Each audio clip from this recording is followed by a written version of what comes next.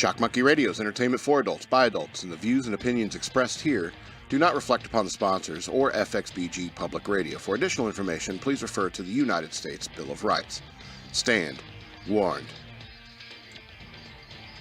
I think smoking keeps aliens and ghosts away. I don't think the people, I don't think the aliens, and they just come around people like me, and they're like, whew, there's just too much smoking around here, or they come near me and they just reeks of tobacco, reeks of it.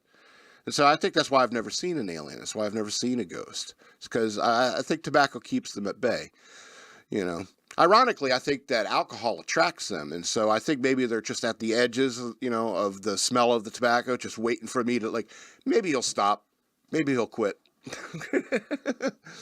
That's why they're called spirits, after all. It attracts ghosts and aliens, and so if you hear a story, because, who else is a ghost going to appear to other than somebody who's drunk, Because they're going to be like, oh, I saw a ghost, and they're like, oh, you were drunk, and it's like, well, hallucination isn't necessarily something that happens with alcohol. But then again, you don't want to be a ghost to go show yourself to somebody who's like on LSD or something like that, because you're just a face in a crowd at that point. And he's going to how is he going to believe that you're actually real in comparison to everything else he's seeing? So I think ghosts appear to people who are drunk. I could be wrong. There's so many Twilight Zone episodes and Night Gallery episodes where everyone's smoking. So maybe I'm wrong. Maybe just ghosts aren't interested in me. Aliens aren't interested in me. Welcome to Shock Monkey Radio. I'm your host, the Madman. I have a Patreon. Go to patreon.com/shockmonkeyradio. Become a patron today. I would appreciate that. Or you can send me money through Cash App. Use the cash tag shockmonkeyradio, all one word. You can follow me on social media over here at Denalisa on Twitter, Shock Monkey Radio Redux on Facebook, and at SLRobbins13 on Instagram. Yeah. Anyway, EK was messing with the lights. I don't know. I don't get it. He'll sit there. He'll change the lights. He'll turn the lights to bright white or whatever. And I didn't notice. It's like, it all looks normal to me. Unless the light is red, I'm just like, because the red light reminds me of dark light conditions on a ship, Navy ship. Anyway, I had a weird experience waking up this morning. I had a dream, right? And in the dream, Austin Powers was sitting there with a bicycle pump, the kind, and it has a little needle at the end so you can pump up a basketball. Austin Powers is sitting there with a basketball pump. And yeah, baby. And he takes a marshmallow and he puts a needle into the marshmallow, right? He just starts pumping, and the marshmallow just hovers there in midair, of course, because this is, cartoon physics inside a dream. And Austin Powers is just pumping away on the bike pump. Marshmallow's getting bigger and bigger. He's like, yeah, baby. Then as the marshmallow's getting bigger and bigger and bigger, it's about to pop, and then all of a sudden, I woke myself up with a fart. And here's the super weird part, right? As soon as I did, the thought crossed my mind. It was like, oh, that weird dream was based upon a fart, and it woke me up. Okay, I guess I can go back to sleep. And as soon as that thought crossed my mind, my alarm clock went off. I think after, 47 years, my bowels have finally, gotten onto a natural cycle. I can set my watch to my farts, I guess. But, that's never happened before. It's not necessarily a pattern. You know what I'm saying? I really don't know about the Austin Powers Association. I don't know what that's all about. Who can explain dreams? Anyway, sometimes you have a music dream and you have to share. What is it? What does it mean? It means you had to fart, dude. What's the deeper meaning of dreams? Hey, Joseph, tell me the deeper meaning of this dream.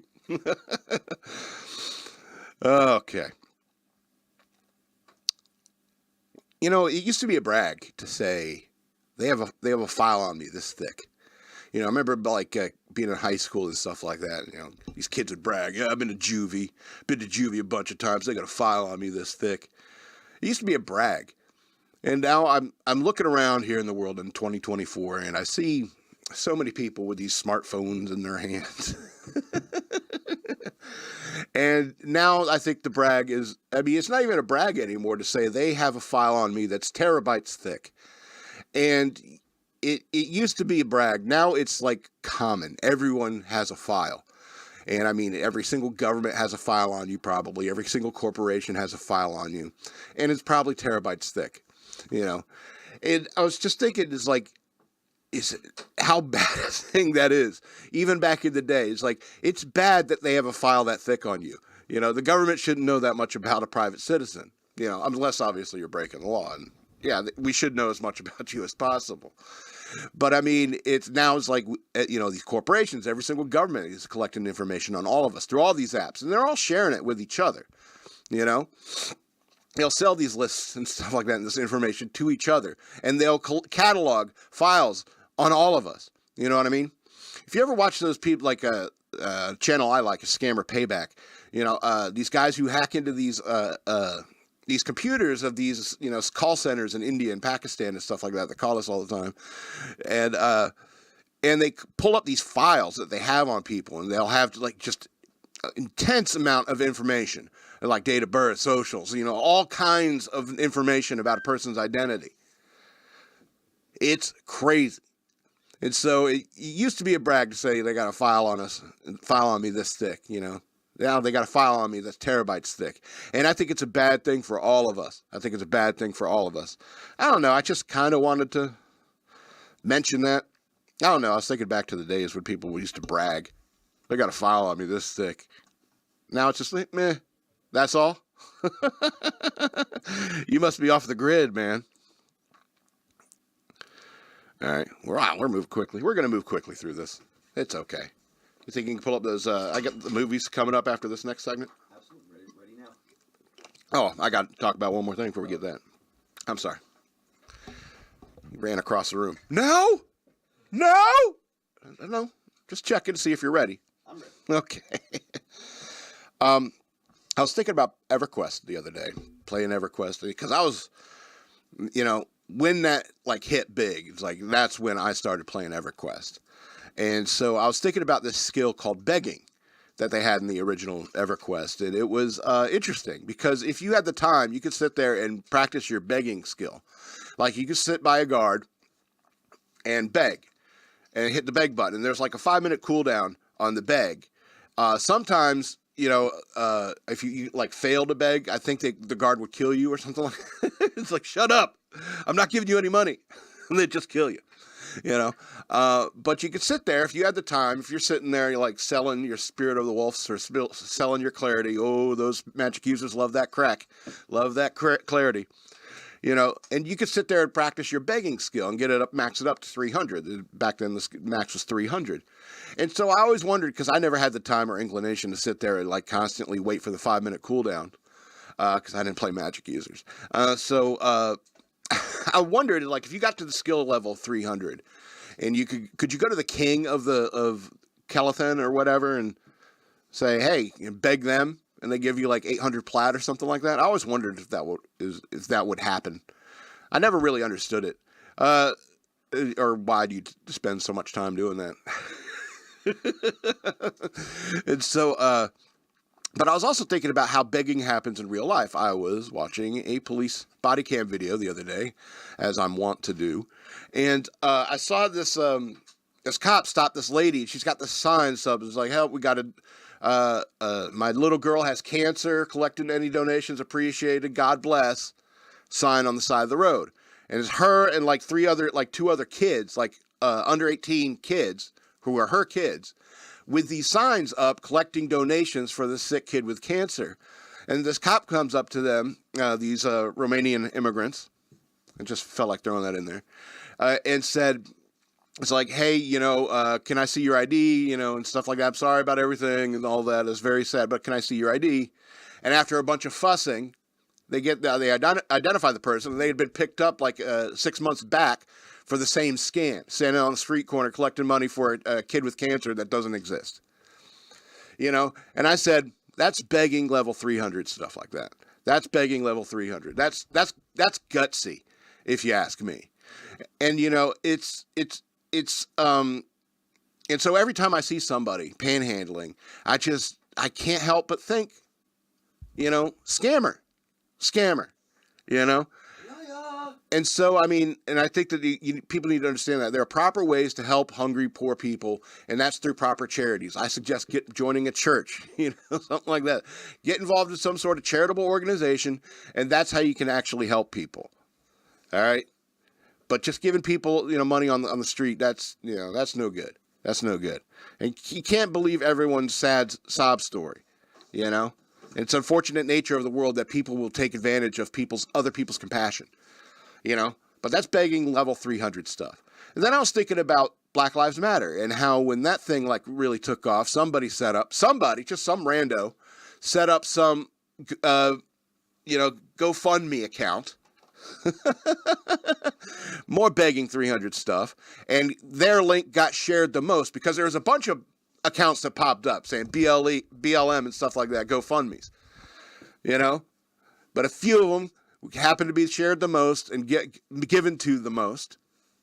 And that person, what'd they do with it? They went and bought a whole bunch of stuff for themselves. That's begging level 300 stuff. You know what? And I start thinking about this begging and so forth. And I think it was Karl Marx that perfected begging level 300 when he communism and socialism is begging level 300. One, because it's begging level 300 to get into a capitalist a communist or socialist state. And then it's begging level 300 for everybody after that. Okay. Then everyone has to beg for food. Everyone has to beg for plat. So I started thinking about begging level 300 and how to apply it to your daily life. And the reason I was thinking about this is because I know every single show I sit there, I say, I have a Patreon. Go to patreon.com/shockmonkeyradio, become a patron. Or you can send me money through Cash App. Use the hashtag shockmonkeyradio. You can send me money that way. And see, my begging level is only like a level 3, I don't know. It's my, I don't know. My sense of pride scores maxed out. Anyway. Scammers be scamming. All right, let's talk about a couple movies. Moving right along. I'm going to talk about Domestic Disturbance. 2001 movie, pre 9/11 thriller with John Travolta and Vince Vaughn. And so they were still allowed to be good. Yes, there was still allowed to be good. And it really is a good. I wouldn't say it's a quintessential thriller.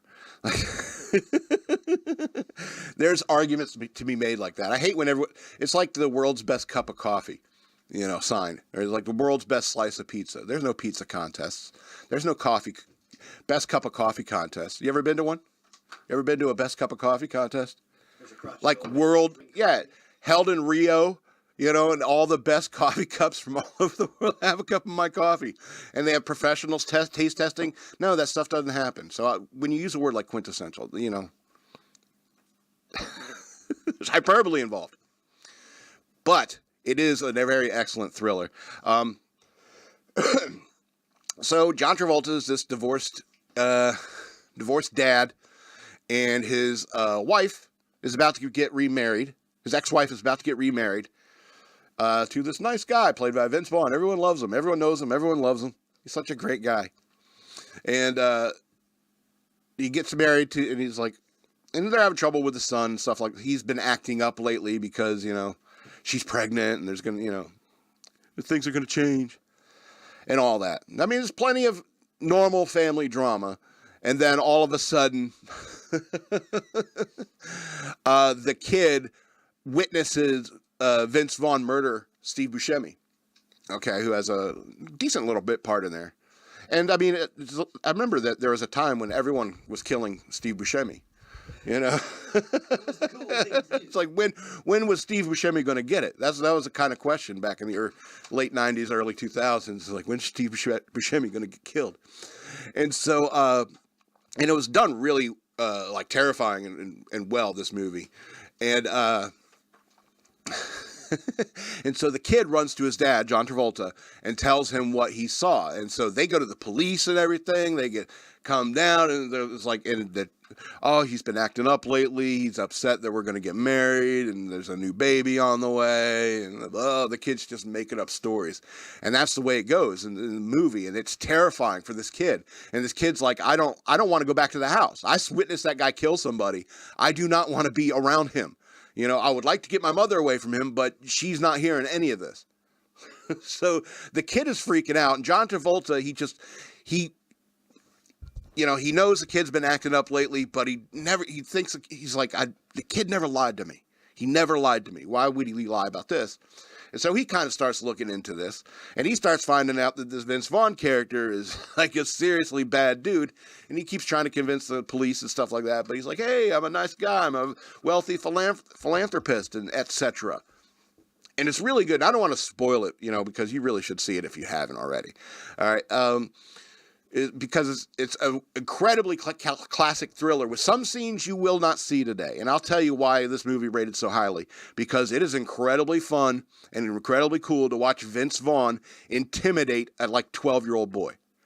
It is terrifying, And you start thinking about that poor kid and the situation he's living in. Whew. It is quite intense. I don't want to ruin it by saying anything more. But Domestic Disturbance, a 2001 movie, 10 of 13 stars. Yeah, watching Vince Vaughn bully a kid, you can't see that on film anymore. They won't show that on film. Like an adult treating a child extremely poorly. Very rare to see it in film, even before, 2001.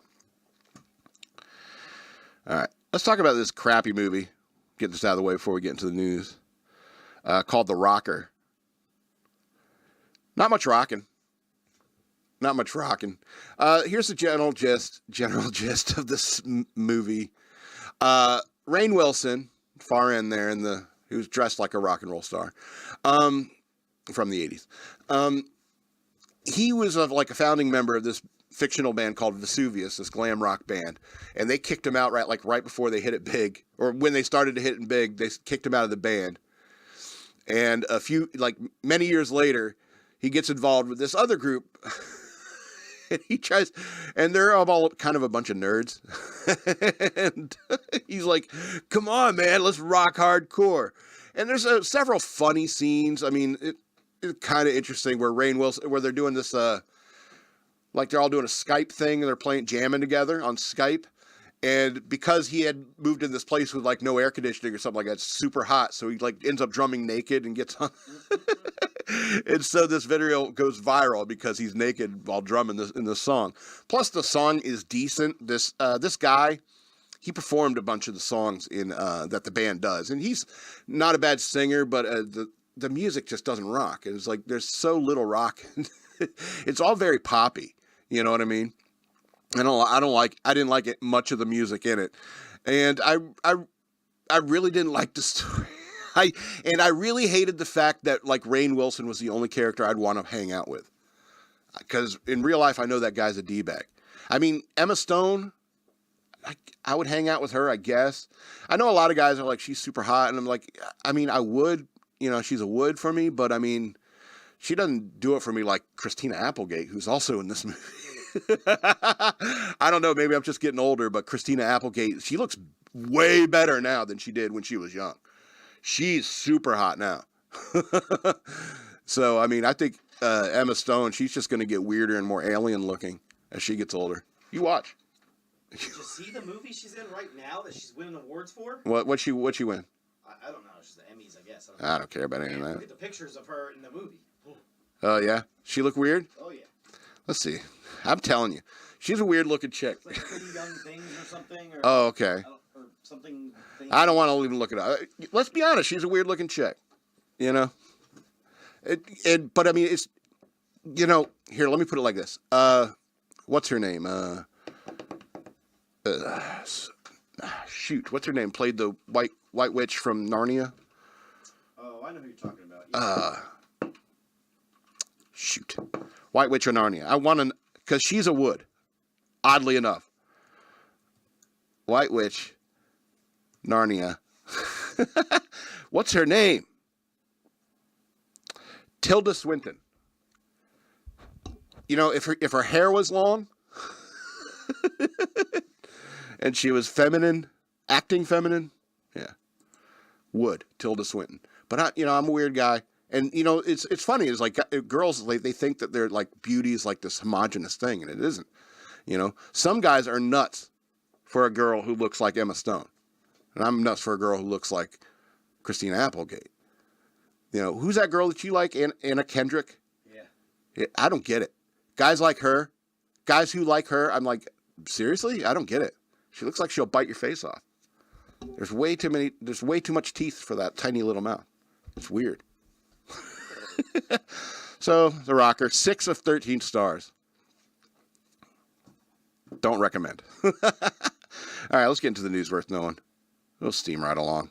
Short show, I don't care. Ugh, come on. Right clicking. 2 are watching now. One of them's me. I was trying to light a cigarette again. Didn't I do that last week? All right. So, E. Jean Carroll takes heat for bizarre Maddow interview bragging about spending Trump's money. Carroll, I'll just read the article. Okay. This, I'm sure you've heard about this if you follow the news at all. I got depressed the other day when Ben Shapiro said, only like 1% to 2% of people follow the news this closely. And, most of my viewers drop off right around here. Bye. And so, I don't know. It kind of makes me sad that people don't look too closely. They hear that they get the gist of a story like this, and all they can think is Trump is a rapist. It's on the same lines. It's on the same track in their brain. And nobody really wants to look too closely at this E. Jean Carroll lady. Anyway, so let's read the article. E. Jean Carroll's joke, quote unquote, from Monday night's episode of The Rachel Maddow Show sparked outrage after she appeared to undermine her defamation suit against former President Trump. A federal jury last week ordered Trump to pay Carroll $83.3 million in damages in her defamation suit against him, stemming from comments he's made denying that he sexually assaulted her in the 90s. This is so ridiculous. During another stop on her media tour, Carroll was asked by the MSNBC host about her previous remarks, suggesting that any money she would receive for Trump would go directly to help shore up women's rights. Yes, Rachel. Yes, Carroll enthusiastically responded. I had such great ideas for all the good I'm going to do with this money, E. Jean Carroll said. First thing, Rachel, you and I are going to go shopping, she exclaimed. We're going to get complete new wardrobes, new shoes, motorcycle for Carroll's attorney, Sean Crowley, a new fishing rod for Robbie, Carroll's attorney, Roberta Kaplan. Rachel, what do you want? A penthouse? It's yours. Rachel, penthouse in France? You want France? You want to go fishing in France? No. That's a direct quote from this E. Jean Carroll lady. And Maddow chuckled at Carroll's proposal. Crowley awkwardly grinned and said, that's a joke. Okay. The quip went viral as many people say her remarks undermined her credibility. You don't think her credibility was undermined already? Fox News contributor Joe Concha, said, if you needed any more proof, this whole suit and verdict was a crock, here it is. And of course, Maddow still soaks it all up while not realizing how damaging this is. To Rachel Maddow's credit and defense, I should say, is she seemed a little shocked. And unfortunately, nobody apparently warned Rachel Maddow about the previous times that this lady has been on the news and said crazy things. One of the most viral clips that have been going around lately since this verdict. A lot of people have been showing that clip when she was on CNN. She said that rape brings up all sorts of sexual thoughts. Sometimes people think rape as sexy. And the guy goes, okay, we're going to take a break. Because, number one, what she said is obviously incredibly insane to think that rape is sexy. But I don't. However, she is not alone in thinking that. All right. Which is, I don't know, even weirder to me. But, there's tons of people who are into feet, and I don't even know who they could be. All right. But my point is that, you can go find out all sorts of stuff about how crazy this lady is. She paints trees in her backyard, all of them blue. What? Paints trees and rocks blue. This chick is out of her mind. Alrighty? And do I think that Trump's behavior in the 80s may have been a little bit irresponsible and horrible? Sure.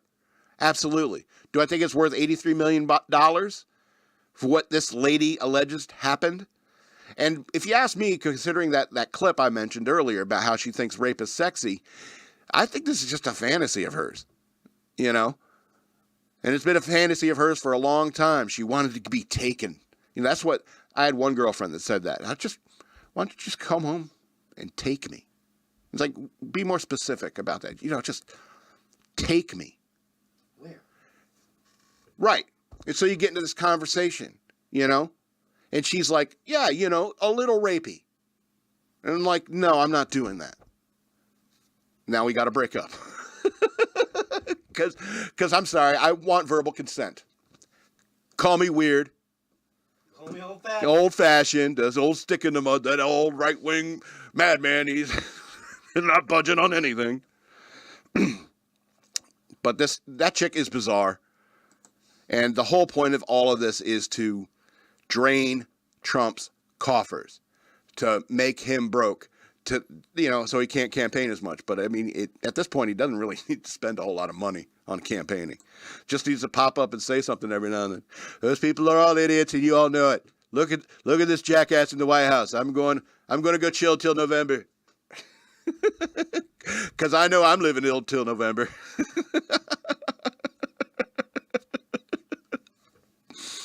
Anyway, enough of this nutty lady. All right, let's go. Let's talk about Ron DeSantis talking about Ilhan Omar, but what I really want to talk about is Ilhan Omar, because Ron DeSantis is still trying to remain relevant. So Ron DeSantis calls for Ilhan Omar's deportation, expulsion from Congress for Somalia First comments. Not your business. You're not a congressman. Just putting that out there, Ron. I respect you. I like you, but not your business. You're a governor. So, Florida Governor Ron DeSantis on Tuesday called for squad member Rep. Ilhan Omar from Minnesota to be expelled from Congress, have her citizenship revoked, and deported from the country over a speech she gave, which critics alleged Omar put the interests of Somalis over Americans.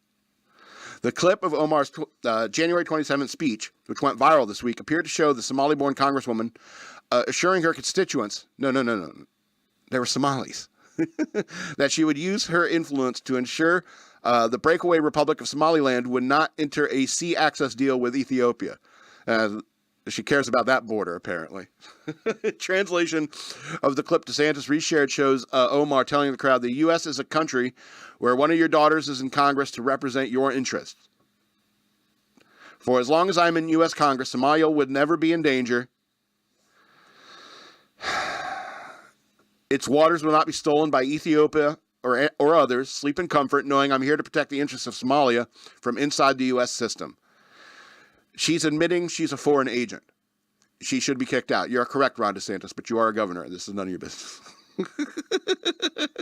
But, I mean, here I am talking about it. It's like, it's none of your business, madman. It's like, fair enough, Ron DeSantis. These people listen to me. Ooh, that cut deep, Ron DeSantis. That cut deep. The clip ignited a firestorm of angry responses from critics who accused the Democratic lawmaker of prioritizing her loyalty to her country of birth rather than the U.S. Expel her from Congress, denaturalize and deport, DeSantis tweeted on Tuesday. Omar left her homeland and her family near the start of the Somali Civil War in 91. Yeah, why did you leave? Because it's a horrible place? You came to America, trying to tell Americans that America is a horrible place and you come from Somalia? How do people not get this? How do you not get this? What do you people do with your brains? Okay, so Omar has criticized the translation of her remarks from Saturday, calling them not only slanted, but completely off. But I would expect more from these propagandists. I pray for them and their sanity, she tweeted. That's like Gavin McInnes says, is like, you know, I'm not even mad at her. I just feel sorry for her. That's what Ilhan Omar is doing. It's all high school bullshit. No nation state can survive if its states start to get involved in land lease negotiations with other countries without the consent of the federal government. Somalis in Somalia and the diaspora are united in that effort, and I stand in solidarity with them. No amount of harassment and lies will ever change that. Why don't you talk about your people in your district? I don't know. Am I asking too much of a congresswoman? All right, so she threw shade at DeSantis, saying moving from 2024 failure and preparing for a 2028 failure.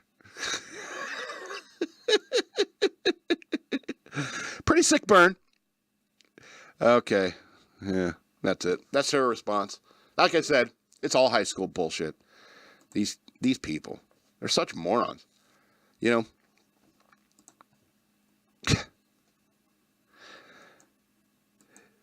All right, let's go. Let's talk about Nancy Pelosi for a bit. She's been out of the news. Pelosi faces backlash for demanding swarming protesters to, quote, go back to China.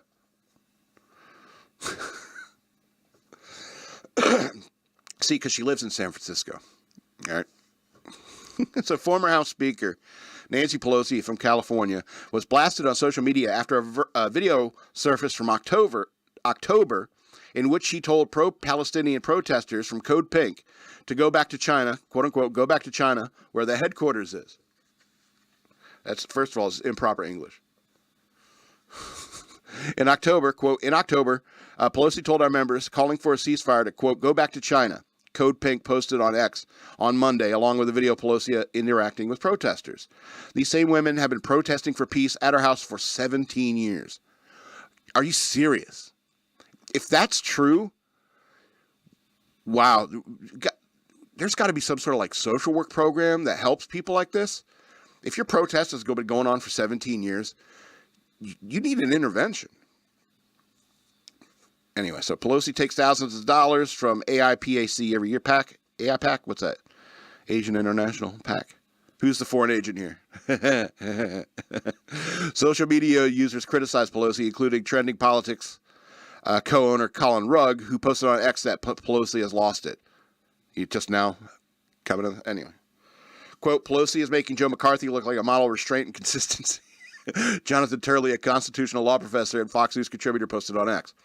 I went on to say, imagine if a Republican said what Nancy Pelosi said. Exactly.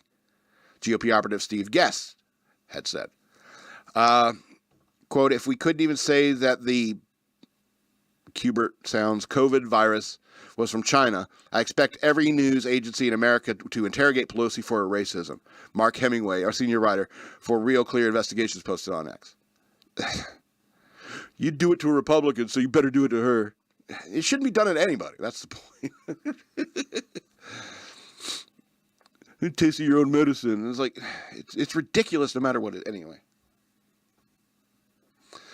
So, I mean, obviously, like all these people, all these Democrats, they are these two-faced individuals, you know. At the end of the day, they have their security guards who are armed and they're anti-gun, you know. They want immigrants to come in because they know they have a good security perimeter in the armed guards to cover their property. They can afford that stuff because they've been taking money from special interest groups for their career in politics, for the 20, 30 years they've spent in politics. It seems simple to me. Only 1 or 2% people understand this stuff. God, that's so depressing. All right. Utah. Let's talk about Utah. Not a big fan of Utah. A lot of weirdos there. Mormons, you know. So Utah bans diversity, equity, and inclusion efforts. It should be diversity, inclusion, and equity. I'm on board with that because it's die. It's how you die. It's how a nation dies. So Utah bans Utah bans diversity, inclusion, and equity efforts on campus and in government. So Spencer Cox signed a bill into law on Tuesday that prohibits diversity training, hiring, and inclusion programs at universities and in state government, adding to a growing list of states to ban such programs. Awesome. The bill, known as Equal Opportunity Initiatives, bans preferential treatment based on a person's race or other characteristics within Utah government and educational institutions. A new law will bar universities and the government from having officials dedicated to promoting diversity. But they also can't require employees to submit statements of commitment to D.I.E. The measures ban requiring individuals provide certain submissions or to attend certain training that promotes differential treatment. Quote, we've been concerned about some of the DIE programs and policies, particularly with hiring practices, and this bill offers a balanced solution, Cox said in a statement. We firmly believe that Utah is stronger because of our diversity, and we remain committed to keeping our state a place where everyone can thrive. Over the past 3 years, our administration has worked very intentionally with many community stakeholders to expand opportunities for all Utahns. Really? And we continue to do so. All right, this statement really irritates me. We firmly believe that Utah is stronger because of our diversity. When you say that, you are still conceding the point to them. All right? This whole DIE thing, it's wrong. It needs to be based upon merit. You know, when you make any other criteria, it's like, well, we need to have X amount of certain people in these positions, or it's not fair. It's ridiculous. You know, if you pass the test, you pass the test. All right? Doesn't matter that's equal opportunity. It's not equal outcome. Equal opportunity. And if you can't hack it, you can't hack it. All right? There's not a whole lot of, you know, EK doesn't have a right to play NBA basketball. Because he'd get killed. He'd be like knocked out. He'd get like a knee to somebody to his forehead and he's out. Because those guys are gigantic, EK. You're never going to play. Big, tall people. You might as well tear the hoop down. And just, you know, even saying things like stakeholders, community stakeholders, you know, this kind of concepts is still like conceding the point to these idiots. You know, it's not stakeholder capitalism we're talking about, you know. It's free market capitalism. And free market capitalism needs a competitive, you know, making sure we get the highest quality people in the trades that we need, whether it's the pilots or whatever. You need the best people, and gone are the days of saying, well, this guy's incredibly good at being a pilot or being a welder or something like that, but we can't hire him because his hat is on backwards. And we don't hire people like that around here. Those days are gone. Nobody says we're not going to hire an incredibly qualified person because of X, because of race, because of religion or anything like that. It's like, if they're the best for the job, they're the best for the job. And if it turns out that, you know, the NBA is chock full of black people, I don't care. Because it makes for better basketball. I don't know how to silence that thing. I'm still pissed off. Now I'm going to watch this video tomorrow. Or I'm going to watch it tonight when I'm trying to put the tags in. And I'm going to hear that thing in the video. And then I'm going to check my phone. I'm mad like 12 hours from now over that. All right, let's get these two happier stories. And then we'll get out of here. Then I'll go kick a hole in the drywall or something. Which is the wall you want to tear down? The brick one. Ooh. All right. Couple goofier stories. Right click is not working. All right. So a contractor finds World War II grenade hidden behind a wall while remodeling bathroom in Seattle. Grandpa's rainy day fund, huh? I don't know. One day I might need this again. It's like a safe house. Maybe it's a safe house. A contractor recently came across a historic discovery when he was renovating a client's bathroom in Seattle, Washington. Vadim Karkov, he must have smelled it. He has a Russian name. Kadin, or Ukrainian kind of. Vadim Karkavi. Yeah, he must have smelled the grenade.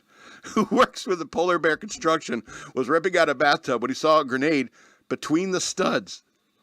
KIRO 7 News reported on Wednesday. My first thought was to get out of there. Maybe not. Maybe he didn't smell it. I rushed out of there, took a breath, and went back in and recorded the situation, he said. I zoomed in on my phone to take a closer peek, and I'm like, that's an actual freaking grenade. Is that a Russian? Russian-style pineapple grenade? Doesn't look American. All right, so he said he's been working in the construction business for 10 years and will sometimes find things in the walls and under floors, such as dated magazines or newspapers. What kind of magazines do you think are found in the walls or in the drop ceilings? What kind of magazines do you think people find up there? Anyway, he realized this item was an explosive. Things got serious. Quote, I got a little bit frightened and put the tub down and ran out of the room and just gave it about 5 minutes just in case. How long has it been sitting there anyway? Now I saw it. Now it's definitely going to go off any time. Now that I've seen it. All right, so the trade publication website reported on information associated with residential, commercial, and general remodeling contract. Anyway, whatever. I didn't know if I set something off. Seattle police and the bomb squad were called to the scene where they determined the device was not a live grenade. Womp womp. The grenade was hidden in the wall through a compartment that a person could access underneath the bathtub and through a closet, which is the opposite side of the bathroom wall. Even if you open that compartment, you would still not know it's there, he told the site. You wouldn't even have known if you had put your head in there because everything is so tight and the electrical plumbing is in the way. So somebody had to know that it was there because of the way they reached in.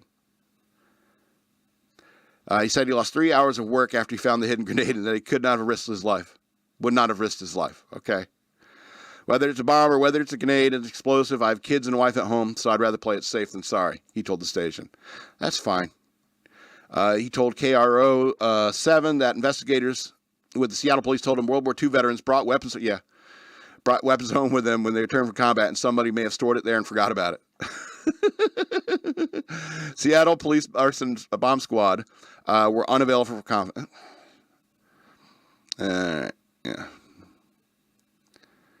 Yeah, so, yeah, I mean, that stuff happened a lot. These guys would, like, sneak stuff back, coming home from the war, sink a grenade. I remember a lot of guys, they came home with the 45s, you know, pistols, you know, even, like, captured enemy weapons.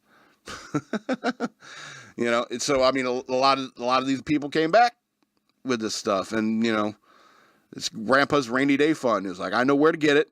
I know where to find it, just in case you need to kill a room full of people. I've had it. I've had it with my family. Pull it out. Dink. I'm breaking up. I'm breaking up with you, family. Is that a grenade? All right, so let's talk about some more ridiculous stuff here. Voting now open in annual Minnesota snowplow naming contest. In keeping with an amusing and somewhat odd tradition, the Minnesota Department of Transportation is set to announce another slate of names for its snowplows. The Minnesota Department of Transportation received over 8,000 submissions for snowplow names this year and narrowed it down to 50, the agency said on its website. Not a whole lot to do when you know, the snow's up like 3 feet, huh? Just sit around and think of names for snowplows. People can vote for up to 8 names that will be bestowed upon 8 snowplows, said the website. Voting ends on January 28th, and winners will be announced next week, the spokesperson said from Minnesota Department of Transportation to Fox News Digital.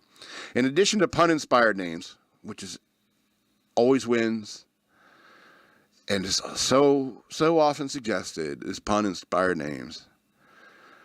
Like, I came, I thought, I conquered, or for sleet's sake. Many of the named finals were influenced by current events or trends. These include Taylor Swift-inspired Taylor Drift and Flake It Off, a winter twist on Barbie with Barbie's Dream Plow and Beyonce, nod to Houston-based hip hop icon, Beyonce. Because Beyonce shoveled a lot of snow. Some distinctly Minnesotanian names were finalists, such as Le Plow du Nord, a play on the state's motto, La Étoile du Nord. Freaking French, man. Star of the North, Flake Superior. I like that one. Minnesota Ice. Flake Superior is my favorite so far. Minnesota Department of Transportation has held a naming contest for its snowplows since the winter of 2020-2021, says the website. Contest inspired a similar one in Scotland. Everyone remembers that one. Bodie McBoatface. This is why you don't do this stuff. Why? Why do you do this stuff? Minnesota Department of Transportation officials told the Associated Press. We definitely know snow in Minnesota, and we definitely know snow up in here in Minnesota. Anyone who lives up here knows the challenges of those conditions and the challenges of them trying to keep the roads safe for folks and travel during the winter. Ann Meyer, a spokesperson for the Minnesota Department of Transportation, told the Associated Press. And now I'm slipping in Irish. Minnesota Department of Transportation operates 800 snowplows, blah, blah, blah.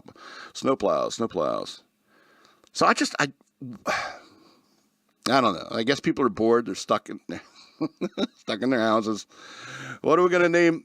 Because, if this snowplow comes down the road, it's like you're going to have an argument with your neighbor. Well, we named it, Flake Superior.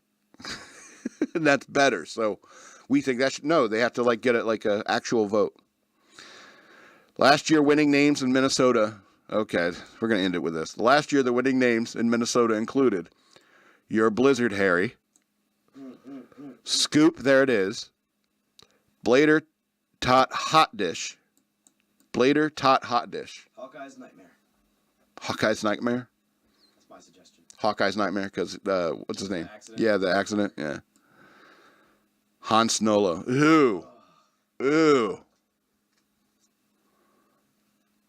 Ugh. Blowy Wan Kenobi.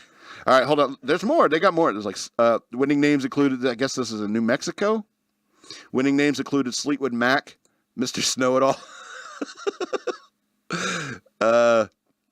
Billy the Skid.